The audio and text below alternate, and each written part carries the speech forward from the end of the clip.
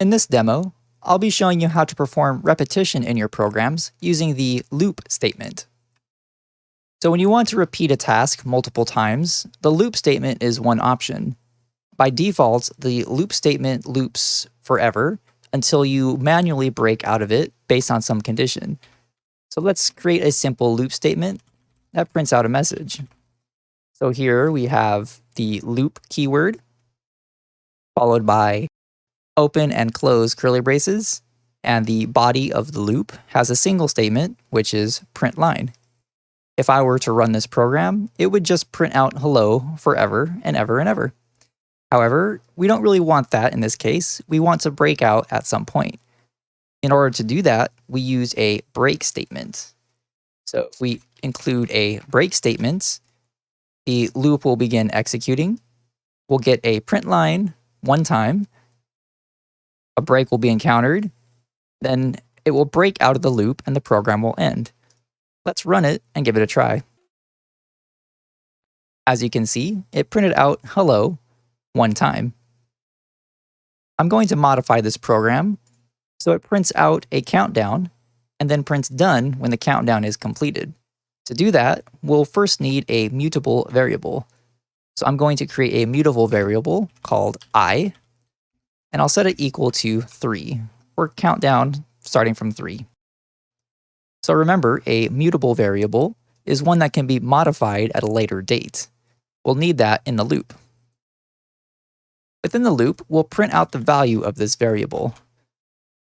To do so, we use the special token for the print line macro, which will allow me to print out the value of any variable as indicated here. So in the first iteration, I will be equal to 3, and then this will print out 3 since I is 3. Next, we will decrement the value of I. That way it acts as a countdown.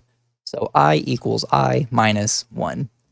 All we're doing here is we're taking the current value of I, which on the first iteration is 3. We're subtracting 1.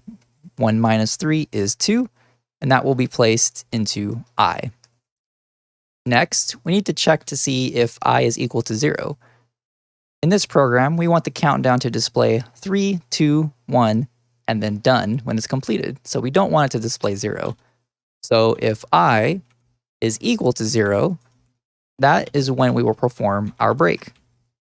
After this break statement is encountered, it will break out of the loop and proceed down to this line. So this is where we will add our print line statement that indicates the program is done.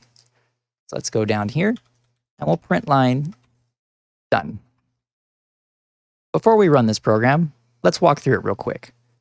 First, we're creating a mutable variable with the value of 3. So we have a mutable I set to an initial value of 3. We then create a loop, and within that loop, we have a block of statements that will be executed on each iteration of the loop. Immediately, the value of I will be printed because we're using this special token for print line. In the first iteration, I is 3, so 3 will be printed. I will then be reassigned to 2 because we're taking 3 minus 1, which is equal to 2. We then check, is I equal to 0? In the first iteration of the loop, I will be 2. This will not execute since I is not equal to 0. We then will return back to the beginning of the loop and repeat the process. On the next iteration, I will be set to 1. I is still not equal to 0, so then we continue again. In the next iteration, the value will be 0, and then this will be true, and we will break.